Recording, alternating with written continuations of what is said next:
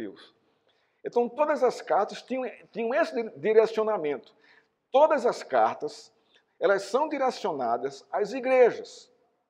Mesmo aquelas cartas pastorais, que eram colocadas para os pastores das igrejas, como Timóteo, como Tito, né, como 1ª e 2ª João, como 1ª João, ou como 2ª João, eram cartas endereçadas a pessoas específicas, mas nem por isso essas cartas deixaram de ser lidas à igreja.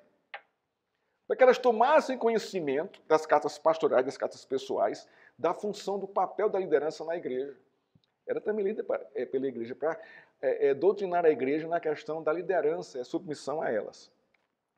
Então, o nosso tema aqui tem a ver com as 7 igrejas da Ásia Menor, né, que está lá em Apocalipse, né, logo no começo do livro. Né, vai do capítulo 2 até o capítulo... até o capítulo 3, né? São 7 igrejas que estão ali descritas, não é, pelo apóstolo João. E as cartas que ele escreve, a carta do Apocalipse, né, que é uma carta, foi endereçada a essas igrejas. Esse aqui é o contexto. Apocalipse é uma carta endereçada à igreja, aos crentes, não aos descrentes, mas aos crentes. E o que é que a carta de Apocalipse aponta, mostra, revela? Ela está falando de quê? Das coisas que vão acontecer até o final dos tempos. Então, Cristo está descortinando a igreja, mostrando à igreja a realidade dos fatos que irão acontecer, para que a igreja não seja pega de surpresa, mas confie no Senhor, mesmo passando por todo tipo de perseguição. E esse é o nosso desafio. Então, a carta de Apocalipse para nós, irmãos, é uma carta de esperança, consolo e conforto. Porque as coisas já estão acontecendo e vão se intensificar mais ainda, até que Cristo volte. E para que a igreja não perca a esperança, não perca o prumo, essa carta vai trazer alegria e consolo para o coração dela. Então é uma carta assim, autêntica, primorosa para os nossos dias. E nós devemos dar atenção a ela. Claro que devemos dar atenção a toda a Escritura, isso é um fato. Mas Apocalipse tem a ver hoje muito com o nosso contexto hoje, o que a gente está passando. E o que a igreja vem passando na história, na sua história. Então nós vimos na primeira aula, falamos sobre a igreja de Éfeso. Falamos sobre isso, introduzimos com a grande crise da igreja de Éfeso. E qual foi a grande crise da igreja de Éfeso? Éfeso tinha uma boa teologia, uma boa doutrina, uma boa liturgia, mas, no entanto, ela perdeu-se. Aonde? Onde foi que a igreja de Éfeso se perdeu? No seu primeiro amor. No seu primeiro amor. Isso engessou na igreja. Isso ficou sem o óleo, sem a unção do Espírito Santo. Porque a preocupação dela era só com o ensino, com o estudo, com a doutrina, com a liturgia, não é? Com o cuidado com os falsos mestres. Jesus Cristo elogia essa atitude da igreja de Éfeso. A gente viu isso aqui. Ele elogia isso. Olha, isso é tremendo em vocês, mas vocês esqueceram disso. Então façam isso sem esquecer de fazer aquilo. Sejam assim, mas amem uns aos outros. Arrependam-se e voltem ao primeiro amor. Então, essa é a mensagem, essa é a grande crise, né? Essa é o grande apuro da igreja de Éfeso. Ela esqueceu o seu primeiro amor. Então, há elogios e há uma reprovação de Cristo. Né? É uma reprovação de Cristo, não é? Eles tinham uma vigilância doutrinária e perseveravam nisso. Né? Mas eles perderam o primeiro amor pelo Senhor. Você lembra quando você converteu-se? Como era o seu coração em relação a Deus? Nossa, você não faltava um culto. Você vinha para a reunião de oração. Você era fervoroso em testemunhar, você tinha prazer em vir para o evangelismo. Não é isso? Você estava sempre disposto a ajudar na igreja, a se envolver com a igreja e tal. Isso foi esfriando, e a coisa, engessou. Você faz hoje na marra. não é? Deixa de ser um compromisso saudável, prazeroso, para ser um compromisso institucional, pesado. Isso que aconteceu com Éfeso. O que é que Deus diz a essa igreja? Lembre-se de onde você caiu, arrependa-se e volte à prática das primeiras obras. E se Éfeso não fizer isso, o que vai acontecer? Não é? A remoção do candelabro do meio dela. O que é a remoção do candelabro do meio dela? Deus vai fechar essa igreja.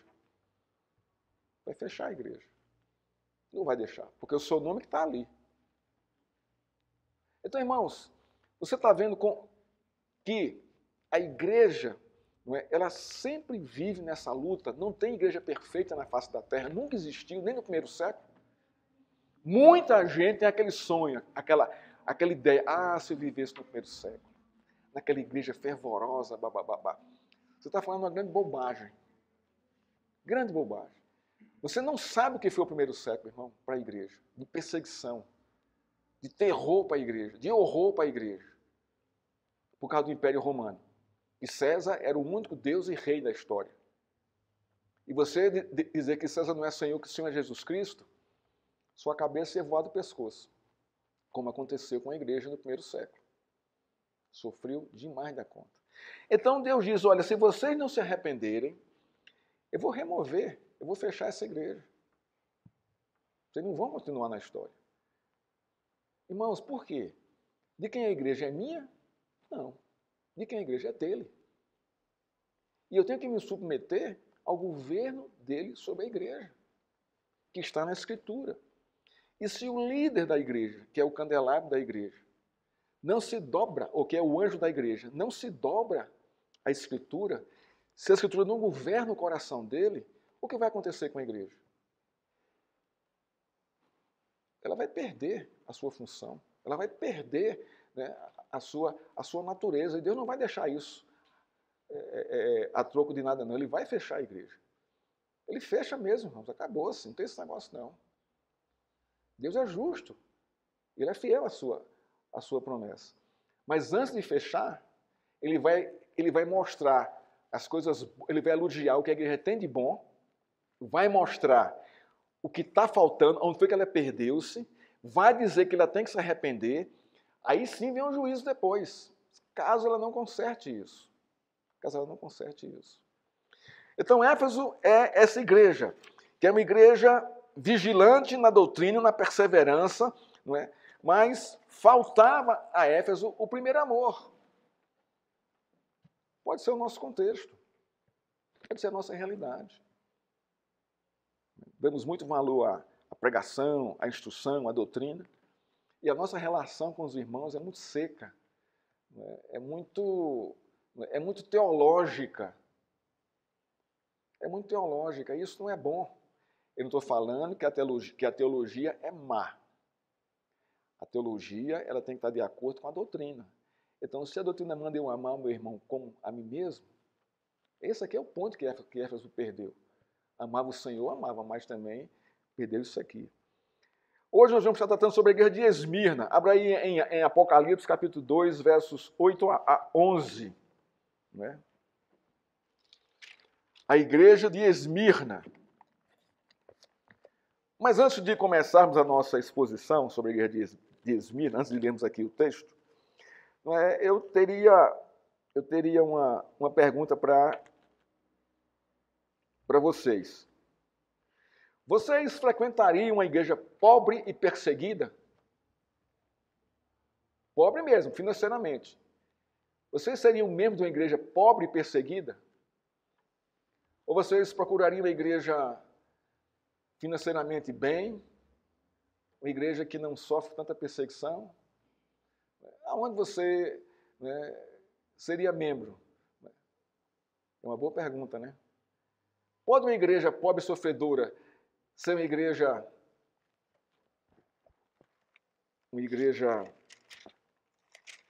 atuante, vibrante para o Senhor? Pode ou não? Irmãos, a gente deve ter sempre em mente que os conceitos a respeito da igreja não são nossos. Não é seu, não é meu. O conceito da igreja vem daquele que é dono da igreja. É dele o conceito da igreja, não é meu, não. Então, quando eu falo mal da igreja, eu estou falando mal de quem? Primeiro, da noiva do Senhor, e segundo, do próprio Senhor. Porque ele é dono da igreja e ele é o noivo da noiva. Então, falar mal de qualquer igreja, irmãos, é um pecado gravíssimo da nossa parte. É um pecado grave. A gente não deve falar mal da igreja. Porque a igreja não é nossa. Não é nossa. Observa na sua igreja, na igreja que você faz parte, que você frequenta, as coisas boas dessa igreja. Porque, irmãos, a igreja é feita por pessoas, por homens, seres humanos, que são falhos, imperfeitos, incompletos. E você não pode exigir que uma igreja seja perfeita e completa quando você que frequenta a igreja é incompleto e imperfeito. E é isso que a gente faz. Muitas vezes. Achamos que, não, tem que ser perfeita, tem que ser assim, tem que ser do jeito que eu quero. Você nunca vai encontrar uma igreja perfeita, nem completa, nem do jeito que você quer. Não vai. Porque você não é completo ainda, nem é perfeito. Não é? E por aí vai. Então, a igreja de Esmirna, irmãos, é uma dessas igrejas que quase ninguém aqui, ou nem eu, ia ser membro dela. Vamos ler aqui. Vamos ler aqui sobre a igreja de Esmirna. Diz o texto, do verso 8 ao verso 11. Ao anjo da igreja de Esmirna, o anjo aqui é o pastor da igreja. João trata aqui o anjo. Por quê? Porque a carta de Apocalipse, abrindo aqui um parênteses, foi escrita numa época de profunda perseguição na igreja. João estava em Patmos, preso por causa do evangelho. E se ele escrevesse de uma forma muito clara, o governo romano ia pegar essa carta e ia rasgar a carta. A carta não ia chegar às igrejas. Então, o que é que ele faz? Ele usa a literatura apocalíptica para escrever essa carta. Porque, ao passar pela fiscalização do governo romano, o pessoal ia ler isso aqui e dizer, esse cara é doido, é louco, olha só o que ele está delirando. Olha as imagens que ele está mostrando aqui nessa carta. Manda isso para a igreja. Então, a questão aqui é essa. Então, anjo aqui da igreja é o pastor da igreja. Vamos lá. O anjo da igreja em Esmirna escreveu para ele. E ele vai levar para a igreja. Estas coisas diz o primeiro e o último que esteve morto e tornou a viver. Então aqui, Cristo se apresenta à igreja. De que maneira? O primeiro e o último que esteve morto e se tornou a viver. Então, o que é que ele está colocando já aqui? Então, ele já está aqui indicando à igreja o seu sofrimento na história da igreja e como ele foi vitorioso na história da igreja. Então, ele mostra aqui que ele é o primeiro e o último, só tem ele na história, como Deus, e que morreu e que ressuscitou. Então, ele sofreu para isso. Então, aqui ele já começa a trazer para a igreja de Esmirna aqui, né, o que ele vai discursar logo em seguida. Vamos lá. Olha o verso 9. Conheço a tribulação pela qual você está passando e a sua pobreza. Esse aqui é o contexto da igreja. Qual é o contexto da igreja? Tribulação e pobreza. Você sabe o que é isso? A gente não sabe o que é isso, irmãos. A gente não sabe o que é isso. Imagina ser pobre e ser atribulado. Olha só a carga, o peso disso aqui. Mas o que é que ele diz? O primeiro e o último que morri, né, mas me tornei a viver. Então, Cristo está se colocando aqui como aquele que era pobre e foi atribulado até a morte. Aqui para trazer esperança para a igreja de Esmirna. Ele vai mais além aqui, vamos lá. Aí, olha só. Embora você seja rico. Mas que contradição é? O que é que está vendo aqui? Isso aqui é uma contradição muito grande. Como é que uma igreja perseguida e pobre pode ser rica? Aos olhos do Senhor. Isso aqui não é aos olhos humanos, não, irmãos. Isso aqui é aos olhos do Senhor. É o Senhor que está conceituando essa igreja, analisando essa igreja. Não sou eu, nem é você, não. A gente está recebendo aqui na Escritura o conceito de Jesus a respeito da igreja de Esmirna. Ele diz, eu sei que você é pobre e sofredora. Qual seria a nossa primeira reação? Como é que o Senhor é Deus da nossa igreja e o Senhor nos deixa passar por essa pobreza e essa perseguição? Como é que pode isso, Senhor? Como é que eu posso passar por isso sendo o Senhor da igreja? Como é que o Senhor deixa isso acontecer em minha vida? Isso não podia ser o questionamento da igreja de Esmirna para Deus? No entanto, não foi esse o questionamento da igreja de Esmirna para Deus, irmãos. Porque Deus, ao olhar o sofrimento e a perseguição dessa igreja, ele diz assim, você é rico. Você é rica, é uma igreja rica. A minha pergunta é, onde é que você vai tirar riqueza da pobreza e da perseguição? Aonde, irmãos? O vaso é de barro para que a excelência seja de quem? De Cristo, quando esse vaso é quebrado. A igreja aqui está completamente quebrada diante da realidade, diante de Deus. Por isso ela é rica.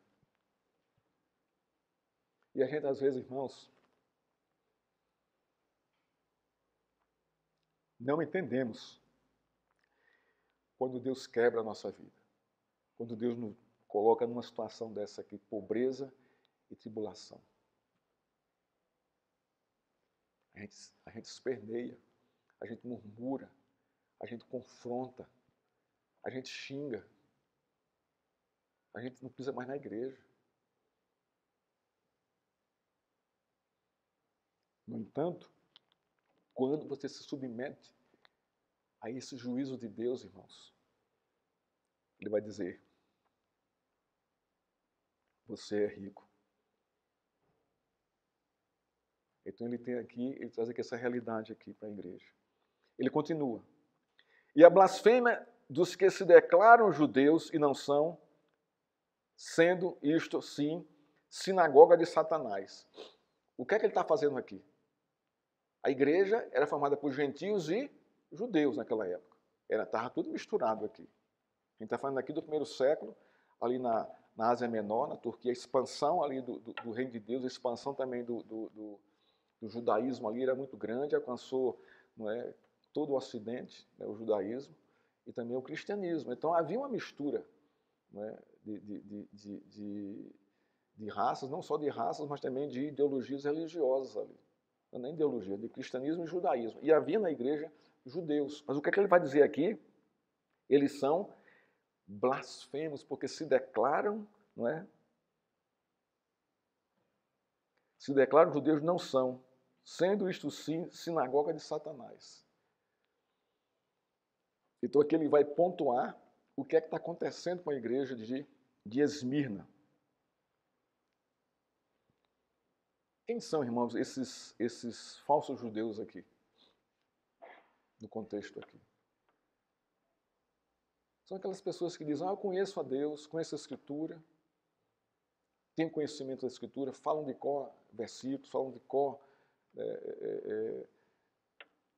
doutrinas, mas vivem como se Deus não existisse.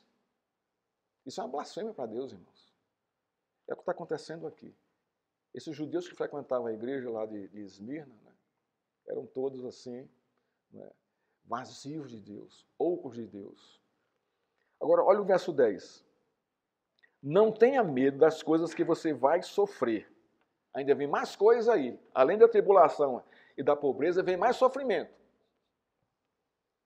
Eis que o diabo está para lançar algum de vocês na prisão. Continua. Para que vocês sejam postos à prova e passem por uma tribulação de 10 dias. O numeral 10 aqui, irmãos, aqui não é 10 dias literais aqui. Isso aqui é um conceito de plenitude de juízo de Deus. Os números na Bíblia não são literais. Eles trazem o seu significado. Por exemplo, o número 7 significa o quê na Bíblia? Muito bem, perfeição. O número 6 significa o quê? Imperfeição. Então o número 666 está falando de quem? É do diabo? Não, do ser humano. O que é que a gente acha é conceituado para o diabo também, mas o 666 mostra a imperfeição do homem, ela é total. Então, se o número 6 é o número do homem, então 6 repetido 3 vezes mostra o teor, a profundidade da sua imperfeição diante de Deus. Então, 10 dias aqui, irmãos, não é 10 dias literais. Não, isso aqui é uma plenitude de um tempo de perseguição que esses irmãos vão sofrer por causa do Evangelho. Aí diz assim, seja fiel até a morte, e eu lhe darei a coroa da vida. Olha só. Qual é o chamado, então, de Deus para essa igreja aqui? E mesmo diante da pobreza, da tribulação e do sofrimento, que ela seja fiel. Que ela não saia correndo e chuta o balde, mas que ela seja fiel. Por quê? Qual é a promessa aqui? Lhe darei a coroa da vida. E o que é a coroa da vida, irmãos? O próprio texto vai dizer.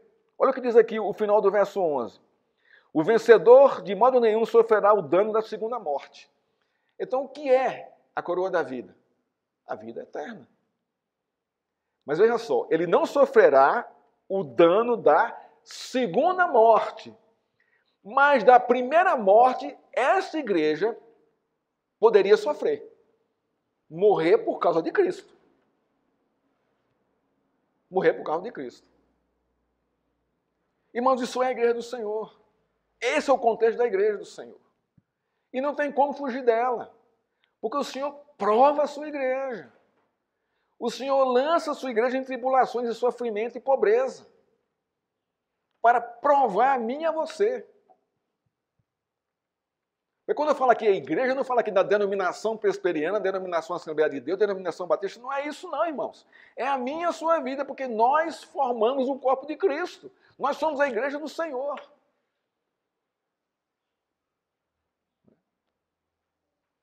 Eu sei que alguns aqui passam por isso. Por sofrimento, por pobreza, por tribulação. Mas a minha pergunta é por causa do Evangelho? Ou por causa da sua dureza do coração? Da sua obstinação em não se submeter ao seu chefe, à sua empresa, ao seu trabalho. Você está sempre se rebelando contra tudo isso. Então isso não é perseguição por causa do Evangelho. Isso é perseguição por causa da sua rebeldia. Eu confesso que na minha época que eu não era crente, que eu trabalhava, né? Nossa, eu era assim, irmãos. Eu me revoltava muito fácil com os meus superiores. E rasgava o verbo. Rasgava o verbo. Não tinha boquinha, não. E fazia um tumulto. Eu lembro que, na época que eu fazia universidade, né? O grupo lá do DCE, o Diretório Estudantil, né? A gente promoveu várias greves, irmãos. A gente invadiu reitoria, a gente invadiu restaurante, não deixava ninguém trabalhar. Invadiu a área dos professores, ninguém entrava, ninguém trabalhava. Por pirraça, rebeldia completa. E foi nesse contexto, né, que Deus me converte. E aí vem o oposto. Aí vem o oposto. Naquilo que a submissão não fere as Escrituras, você tem que submeter. Mas naquilo que fere as Escrituras, você não deve submeter. Mas não em rebelião, mas sim porque não se submete à Escritura. Irmãos, para mim foi uma fase muito difícil, essa mudança de mentalidade, de comportamento. Não é? De dizer que aquelas greves, né, de chegar no DCE e quando o pessoal queria tumultuar, eu ter que me levantar e dizer, olha, isso é infundado, isso não tem fundamento não, eles estão com a razão. Mas aí o que acontece quando você se levanta e diz isso? Você é automaticamente escanteado. Você é rejeitado. Você é execrado do contexto. Totalmente execrado, porque você não combina mais com as ideias dele. de revolução ideológica, né? Por aí vai. Então aqui, irmãos, essa aqui é a questão, não é, da igreja suportar o sofrimento, a pobreza e as tribulações, e ser fiel até a morte. Então, perseguição cristã, irmãos, é diferente da perseguição da nossa rebeldia com as autoridades que estão sobre nós. Não importa, não interessa se elas são boas ou ruins. A primeira carta de Pedro fala sobre isso. Seja exemplo, submeta. Faça, trabalhe com o coração aberto, alegre, não é, sem murmurar, não é, sem se contaminar com os outros que estão ali, que também, não é, só pensam nisso, em destruir, passar por cima, em fazer o mal. Então a perseguição cristã, irmãos, ela vem em detrimento da minha posição diante da sociedade por causa de Cristo. E de uma forma muito tranquila. Não precisa você trombetar que é cristão, que é crente, eu não faço isso porque eu sou crente. Não faça isso. Não precisa dizer isso. Não precisa, irmãos. Porque a identificação do cristão é natural pelas suas atitudes, pelo seu comportamento, pela sua conduta. É fácil essas pessoas perceberem que você é diferente. Eles vão dizer, você é diferente por quê? Aí é uma boa oportunidade. A gente pode conversar depois do trabalho ou na nossa hora de intervalo aqui, na hora do almoço. Eu vou dizer por que eu tenho essa conduta. Aí você vai lá e evangeliza aquela pessoa. Você não precisa dizer que é crente. Eu sou crente. O que é que vai acontecer quando você diz isso? Você já criou uma barreira muito grande entre você e as pessoas. Você vai ser, não vai ser bem vista, não. E quando você diz que é crente e as suas atitudes negam o que você diz, pior ainda, que isso que acontece. Isso que acontece. Isso que acontece. Não, eu sou crente, aí você descansa. Meu cunhado, há muito tempo atrás, tinha uma empresa de fibra de vidro. Ele converteu-se. Então foi o que ele fez. Eu vou trocar meus trabalhadores, vou colocar todo mundo crente para trabalhar comigo. A ideia é ótima. Nossa, bacana. Aí todo mundo aplaudiu e tal. Foi o que ele fez. O que aconteceu? Começou a subir material, matéria-prima, começou a subir equipamento. E ele estava sem entender o que estava acontecendo. Até o dia que ele pegou o cara levando uma lixadeira para casa. Ele disse, o que é isso, cara? Não pode fazer isso, não. Não, isso está errado. Aí foi quando ele descobriu que eles faziam isso. Quem? Os clientes que ele havia contratado. O que aconteceu? Demitiu todo mundo. Você está vendo? Então, aí o cara sai de lá dizendo que foi perseguido porque é crente. Esse cara é como diz aqui, é sinagoga de Satanás, ele pertence.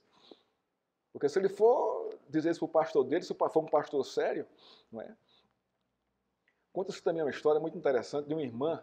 Ela pegou, naquela época que a nota de R$100 foi lançada, a nova, aquela que parecia com a nota de R$2, era muito parecida, mudava só um pouquinho o tamanho. E ela pegou o ônibus e passou no ônibus, na época a passagem custava menos de R$2, ela deu R$2 para a cobradora.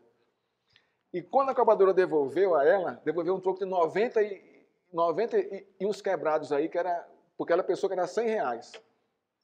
Ela botou no bolso e foi embora. E compartilhando com outra irmã, ela disse, olha, Deus me abençoou hoje. Como assim? Eu fui passar no ônibus, dei lá R$2, ela me deu 98 e um quebrado de troco. Irmãos, isso é testemunho cristão? Você vai sofrer perseguição por causa disso? Claro que não vai. Você vai ser execrado, você está sob o juízo de Deus, irmãos. Então, essa igreja aqui, irmãos, ela é uma igreja, assim, central aqui no texto. Porque é uma igreja espiritualmente rica, perseverante na perseguição. Por que ela é rica? Porque ela é fiel e perseverou na tribulação, na pobreza e na perseguição. E crentes foram mortos por causa dessa igreja, por causa do Evangelho. Foram presos e mortos por causa do Evangelho. E ele continuou firme. Então, essa segunda igreja aqui, irmãos, para mim e para você, ela traz ensinos tremendos para mim e para você aqui. Tremendos. O primeiro, que ela vai trazer aqui para mim e para você aqui.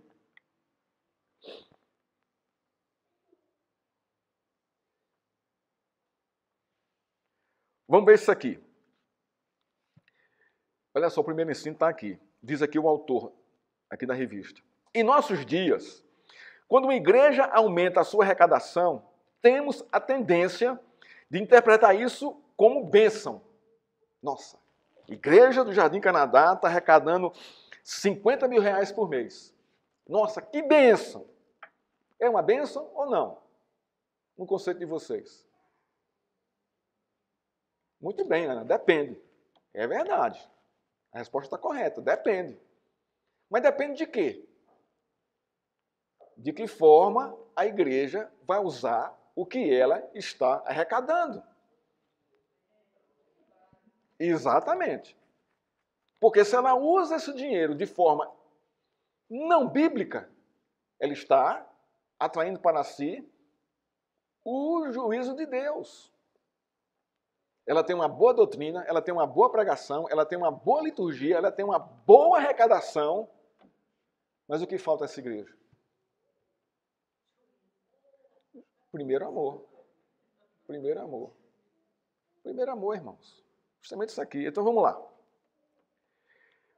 Prosperidade financeira pode indicar aumento na fidelidade dos irmãos, na consciência da missão da igreja, no desejo de ajudar os mais pobres e expandir o evangelho por meio da plantação de novas frentes de trabalho. Porém, isso nem sempre é verdade. Deveria ser assim. Porém, igrejas prósperas podem aumentar a sua corrupção. Está vendo aqui o perigo? Pode aumentar a sua corrupção. De que maneira?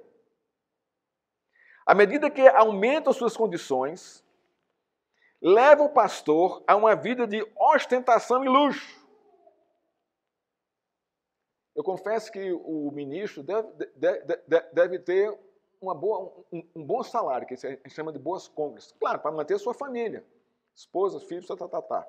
Mas extrapolar essa realidade não é saudável para a igreja.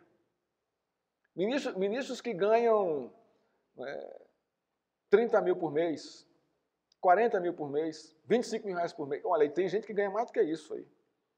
O que é que isso promove, irmãos? Uma ostentação. Por quê? Porque o nosso coração é enganoso. Nós temos igrejas aqui, irmão, em nosso país que são verdadeiros impérios econômicos. E vocês sabem disso. Eu não preciso nem dizer aqui as igrejas que são assim. São impérios mesmos. E os pastores dela, que são bispos, né, que são os pastores da igreja, né, então aí tem avião particular, tem fazenda não sei aonde, viajam na ponta aérea o tempo todo, não viajam mais de carro nem de ônibus, nem de avião comum. Isso é legal? Isso é normal em nosso contexto, na realidade bíblica? Não, irmão, não é. Não é normal isso. Por quê? Porque essas igrejas têm pessoas pobres, necessitadas ali dentro.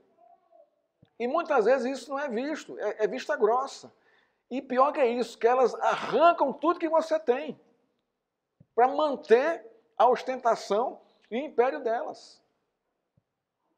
Ensinando o evangelho completamente torto, desviado da verdade. Isso é triste, irmãos.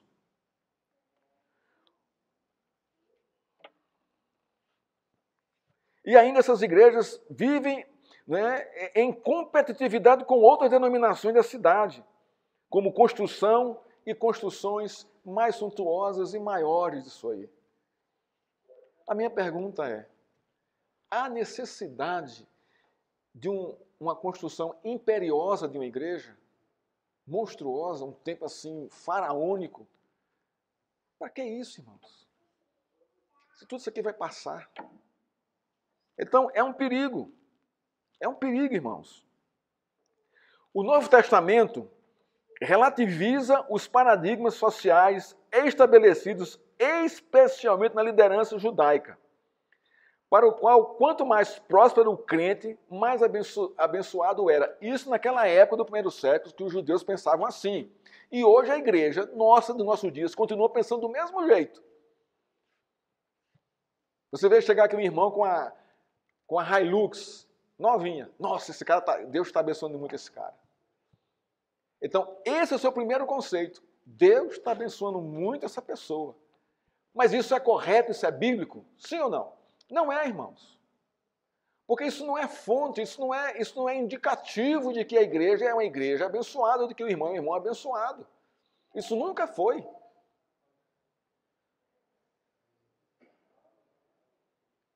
Isso nunca foi. Vamos ver aqui o episódio que acontece aqui em Lucas 18 a 24. Não é? O homem rico que procurou Jesus e saiu triste ao ouvir que precisava de se desfazer de todos os seus bens para seguir o Mestre. Então Jesus declarou: quão dificilmente entrarão no reino de Deus os que têm riquezas. O que isso significa aqui? Quão dificilmente entrarão no reino de Deus os que têm riquezas. Por quê, irmãos? Porque o Deus deles é Mamon. É riqueza, é dinheiro, é bem materiais. Eles não largam disso, não soltam isso. São amarrados e presos. Isso governa a vida deles. E o que é que Jesus diz a esse homem? Olha, se desfaça de tudo isso para você entrar no reino de Deus. Irmãos, não é a riqueza que deve governar a nossa vida. Não pode ser o dinheiro. Não pode, irmãos. Não tem como. Eu sei que a gente precisa dele para viver, precisa. Mas tendo com que comer, com que vestir, pagar as contas, esteja grato ao Senhor. A igreja de Esmirna, sofrimento, pobreza e tribulação. E era uma igreja fiel, que faltava, muitas vezes na mesa, mas era fiel ao Senhor. Então, irmãos, igreja próspera, rica, não é sinal de que seja uma igreja abençoada. Não é sinal. Pode ser se os seus recursos são investidos no reino de Deus. Aí sim, a coisa está sendo canalizada corretamente. O pastor ganha conforme a realidade da situação social que ele vive. Nem mais, nem lá embaixo, mas está ali. Irmãos que passam necessidade são socorridos. O avanço de missionários são enviados, a igreja mantém. Abrindo novas congregações, avançando em novos campos, sustentando esses pastores lá. Isso é o normal, com esse recurso que entra. Mas guardar, aplicar no mercado financeiro, poupança e tudo mais, isso não existe, irmãos, como igreja do Senhor. A nossa cultura é uma cultura que está presa, amarrada à aposentadoria. Você já viu isso? Você chega numa certa idade, você está preocupado com o quê? Agora é minha aposentadoria. E a sua cabeça está nisso. Nossa, quando eu parar de trabalhar, eu vou viver como e com o quê? Não, a aposentadoria do INSS é uma miséria, é muito ruim. Agora, diz isso diante de alguém que vive com a aposentadoria do INSS. Como é que ele vai se sentir? E é seu irmão em Cristo. Você destruiu o irmão automaticamente. Irmãos, me mostra o versículo da Escritura, Deus falando sobre a aposentadoria. E quando você se aposentar, você vai receber tanto, vai ser assim, invista assim, assim, assado, para que você, ao se aposentar, receba isso. Tem algum versículo, algum profeta falando sobre isso? Não tem, irmão, não existe aposentados na Escritura. Não existe isso. Porque a igreja ela é ativa e viva, até que você morra, ou que eu morra, ou até que Cristo venha e busque sua igreja. Mas, pastor, como é que eu vou viver? Você trabalha, paga o INSS, trabalha. A sua aposentadoria está lá. Está lá. Então, irmãos, satisfaça com isso. satisfaça com isso. Se você puder pagar um pouquinho mais para ter um pouquinho mais de retorno, mas você investir a sua vida que você tem, que resta, só nisso, está errado. Está errado. Está errado.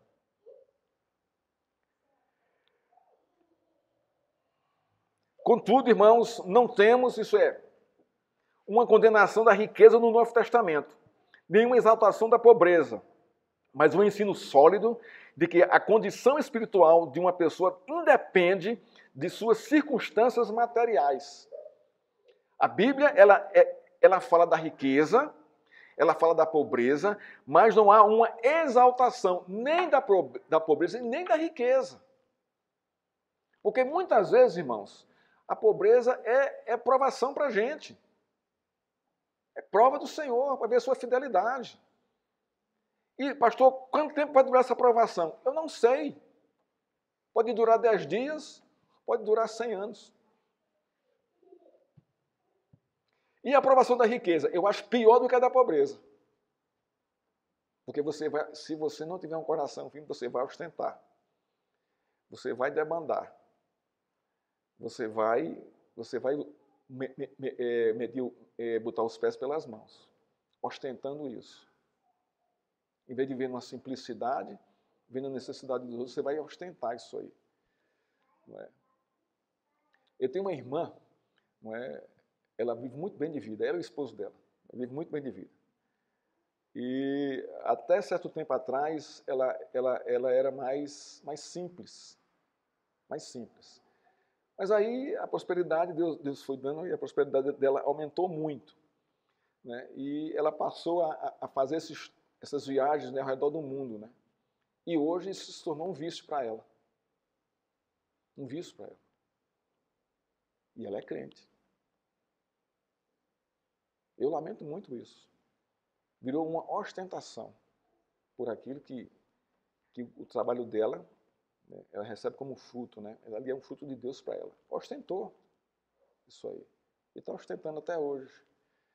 A gente ora, a gente clama a Deus por ela. É uma crente no Senhor, para que Deus abra os olhos dela. Isso não é o essencial da vida. Não é, irmãos. Não é o essencial da vida. Vamos lá aqui. Vamos lá. E Deus, para nos ensinar a confiar nele, muitas vezes faz uso da pobreza, como acontecia com Esmirna. Deus, para nos ensinar a confiar nele, muitas vezes faz uso da pobreza, das tribulações e provações, como fez com Esmirna. Você já parou para pensar sobre isso? Ou você acha que a sua pobreza, a sua tribulação e a sua sofrimento vem do diabo? Pode ser que sim. Se é fruto do seu pecado, meu irmão, o diabo está cirandando em cima. Mas se não é, se não tem origem no seu pecado, né? Deus está lhe chamando, lhe ensinando a confiar nele. Irmãos, como é difícil. Quando Deus toca no nosso bolso, aí você vai mostrar se é crente ou não. Porque é o único lugar sensível da nossa vida é o nosso bolso. É a nossa conta bancária. Quando toca ali, ó, puf. Aí você, ó, baixa, você se humilha, você fica humilde e um monte de coisa aí. E você começa a pedir ajuda, que é muito difícil. É a coisa mais humilhante da vida, é você pedir ajuda a alguém por uma necessidade sua. Isso humilha a gente. Isso humilha.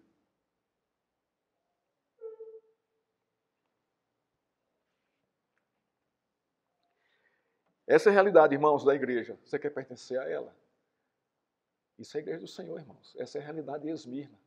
Não era a realidade de Éfeso. Ali era outra. Essa aqui é completamente diferente. Eram igrejas vizinhas ali. Vizinhas, no mesmo circuito ali da Ásia Menor, ali da Turquia. Não é? Depois eu trago um mapa para mostrar a vocês aí como eram igrejas próximas ali, uma das outras, né? Em cidades diferentes, mais próximas ali. Mas essa era a realidade. Além disso, além dessa situação, não é? Jesus antecipa que eles também deveriam se preparar para as tribulações que elas aumentariam devido à blasfêmia dos que a si mesmos se declararam judeus e não são, sendo sinagoga de Satanás. Então, por esses irmãos estarem nessas igrejas, não é, as tribulações iriam aumentar por causa deles. Por causa deles. A designação sinagoga de Satanás nos revela dois aspectos importantes aqui no texto da carta. Primeiro, aqueles judeus eram instrumentos de Satanás, o que não era nenhuma novidade desde quando Jesus denunciou as reais motivações do coração dos judeus. Então isso aí é um fato. Né? Eram instrumentos de Satanás na mão de Deus. Segundo, conforme um estudioso chamado Bailey, ele diz o seguinte: o fato da comunidade judaica ser identificada como composta por falsos judeus, sendo sinagoga de Satanás, confirma novamente que a igreja é vista por Cristo como sendo o verdadeiro povo de Deus, o verdadeiro Israel. Então são essas duas coisas aqui. Aqueles homens ali dentro distinguiam quem é crente e quem não era. E isso mostrava que aqueles que eram, testificavam que eram a igreja do Senhor.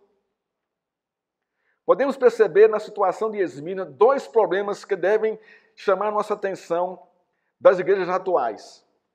Não é? Segundo aqui o texto aqui. Perseguição e pobreza. Mas olha só. Pobreza como prova para depender de Deus e perseguição por causa do testemunho do Evangelho. Não é do nosso testemunho fajuta, não, muitas vezes aí. Que você diz que é perseguido muitas vezes. Você começa a chegar atrasado no trabalho. Você é um crente. Você recebe a primeira advertência. Recebe a segunda. Aí vem a terceira já com a carteira carimbada. Muito obrigado, passar bem. Aí você chega para o pastor: pastor, perdi meu emprego, me mandaram embora. Estou sendo perseguido no trabalho. Aí você, mas por que, irmãos? O que aconteceu? Por que você foi mandado embora do trabalho? Não, você sabe que tem muita coisa para fazer em casa. Eu saía domingo do culto, chegava em casa muito tarde, então eu tinha que pegar às 7 da manhã, eu chegava lá às 7, 7h15, 7h30. Ah, foi por causa de atraso. Irmãos, isso não é perseguição, não. Isso não é perseguição, não. Isso é sua irresponsabilidade, sua rebeldia. Bem feito para você. Claro que o pastor não vai dizer isso, né? Bem feito para você, né? Mas ele vai dizer, ó, infelizmente, cara, você pisou na bola. Isso não é perseguição, não. Aí chega outro. Pastor, fui demitido. Por quê? Porque eu chegava no trabalho com o bolso cheio de folheto e comecei a evangelizar lá as pessoas. Me mandaram embora. Você evangelizava. Em que hora você fazia isso? Na hora do meu trabalho. Irmãos, isso não é perseguição. Isso é irresponsabilidade. Você não foi contratado para isso, não. Você foi contratado para prestar serviço à empresa e fazer o que ela manda você fazer. Você pode aproveitar, se der, a sua hora de folga, para você sentar com alguém lá e testemunhar de Cristo. Parou a hora de folga, voltou para o trabalho, esquece. Vai trabalhar da melhor forma possível. Ah, pastor, eu fui demitido. Por quê? Não, porque meu chefe é muito ranzinza. Ele é muito assim comigo, ele fica no meu pé o tempo todo e tal, e grita comigo, e não sei o quê, não sei o quê. Eu fui esculhambei com ele. Ele me perseguiu. Eu digo, isso não é perseguição, não. Você não submeteu a palavra de Deus. Sejam fiéis, independentemente do que o seu chefe é, ou seja, do temperamento dele. Faça da melhor forma possível o seu trabalho. Vamos lá. Ninguém quer nenhuma dessas dificuldades e quando elas aparecem, podem levar as pessoas a deduzirem de quem as enfrenta não é fiel ou que é o diabo atuando na sua vida. E não é, irmãos. Se você é um fiel e está ali, ó, não é o diabo e nem você é infiel. Se você é demitido porque você é um bom trabalhador e é um cara honesto, que não corrompe, ninguém. Eu lembro da empresa que eu trabalhei, a gente comprava muitos computadores, né? Comprava assim, lotes de 100, 200 computadores, né? Era uma franquia de cobrança, emissário bancário, né? Essa era a empresa. E eu estava nessa área, né? Nessa gerência aí. Irmãos, e a gente consultava várias empresas, né? Da época, IBM, tinham várias empresas que vendiam computadores, né? A gente mandava para lá os ofícios, requisitando para fazer a licitação, né? E eu quem julgava aí e fazer isso aí, né? E chegou uma empresa de Salvador, lá no trabalho, eu fiquei até surpreso, né? Chegou o gerente da empresa lá, trazendo, né? Trouxe um computador, né? Para poder mostrar lá e tal, e interessado em que a gente comprasse com eles, muito interessado nisso. E o computador realmente era bom, a coisa era boa. Mas a questão não foi essa, o impasse não foi esse. O impasse foi o seguinte, como o lote era muito grande, né, era mais de 150 computadores, né, isso a gente comprava 3, 4 vezes por ano, né, ele me ofereceu 3%, né, do valor total da compra durante o ano. Irmãos, era muito dinheiro. Era muito dinheiro. Eu disse, fulano, é tentador, cara, isso aqui. É tentador, mas eu não vou fazer isso. Não vou fazer isso. E aí ele vai para o diretor comercial. E eu sou chamado lá, o diretor comercial.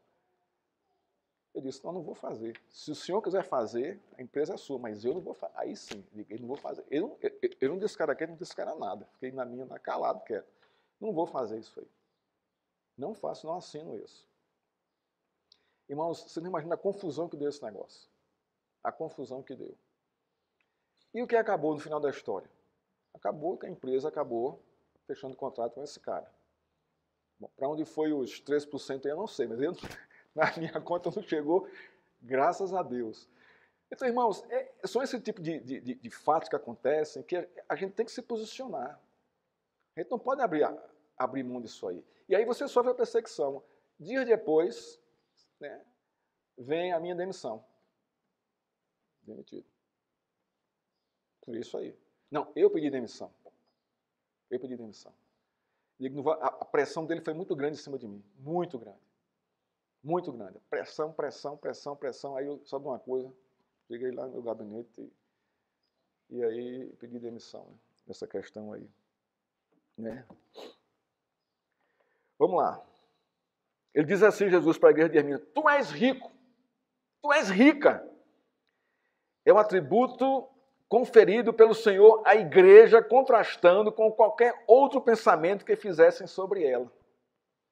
Somente o Senhor é capaz de transformar algo ruim em algo proveitoso, conforme lembra Calvino. Ele diz assim, Calvino, é certo que a pobreza, considerada em si mesma, é uma desgraça. É um fato, é uma realidade. Ninguém quer.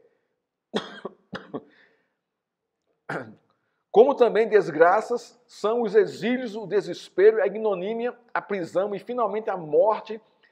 A morte é uma extrema calamidade, concordo. Mas quando Deus tem em vista manifestar o seu favor, nenhuma dessas coisas há que ele não torne em bem e em felicidade. Confiança no Senhor. Saibamos, então, preferir o testemunho de Cristo a uma falsa opinião proveniente da nossa carne. Da nossa carne.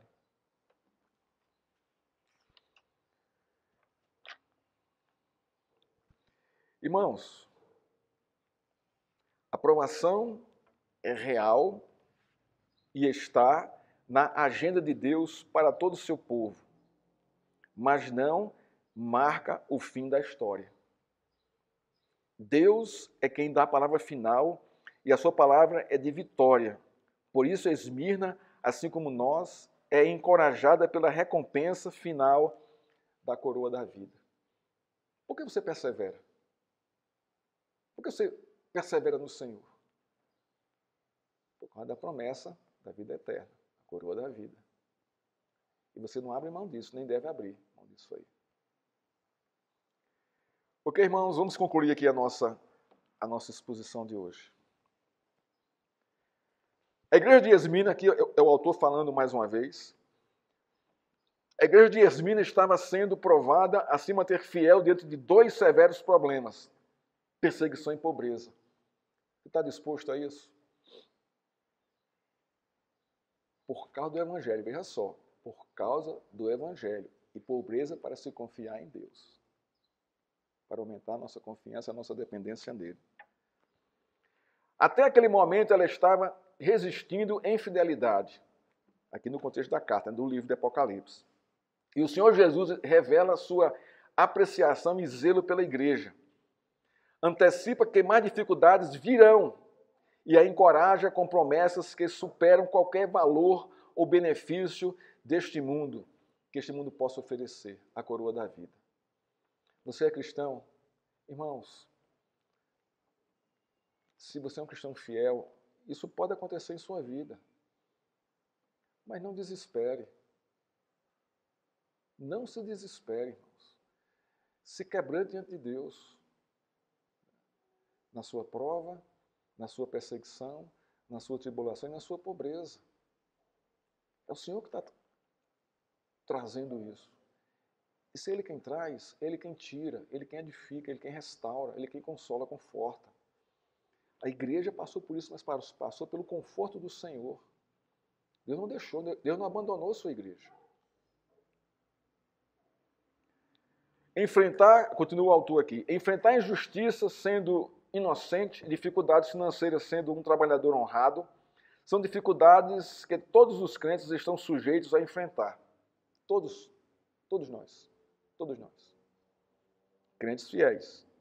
Portanto, se você está vivendo alguma dessas coisas, faça como Cristo exorta os irmãos de Esmirna a fazerem e resista, porque a recompensa de Jesus é garantida a todos os que perseveram até o fim. Olha o que ele diz aqui no final da carta, aqui, né? No verso 11. Quem tem ouvidos, ouça o que o Espírito diz às igrejas. Aqui está no plural, vai dizer que as 7 igrejas, né? O vencedor, de modo nenhum, sofrerá o dano da segunda morte. Essa é a promessa para mim e para você, caso a gente viva nesse contexto.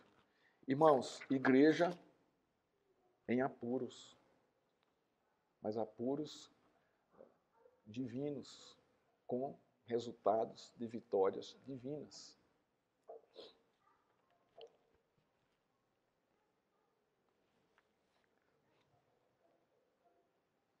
Como está a sua vida cristã, irmãos? Qual o conceito que você tem da igreja, da sua igreja, da igreja que você frequenta? Você está disposto